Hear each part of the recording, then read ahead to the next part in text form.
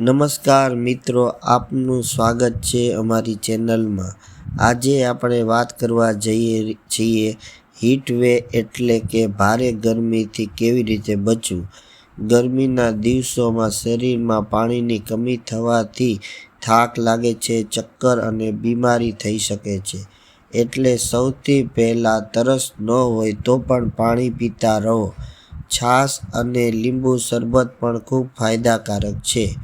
બીજું, જ્યારે પણ બહાર નીકળીએ ત્યારે હળવા અને સુતરાઉ કપડાં પહેરો, સાથે ટોપી કે છત્રીનો ઉપયોગ કરો જેથી સીધી ગરમીથી બચી શકાય છે। ત્રીજી વાત, શક્ય હોય તો બપોરે 12 થી 4 વાગ્યા સુધી દરમિયાન બહાર જવાનું ટાળો, કારણ કે આ સમય દરમિયાન ગરમીથી સૌથી વધારે હીટવેવ લાગવાની શક્યતા હોય છે અને ગરમી સૌથી વધુ હોય છે।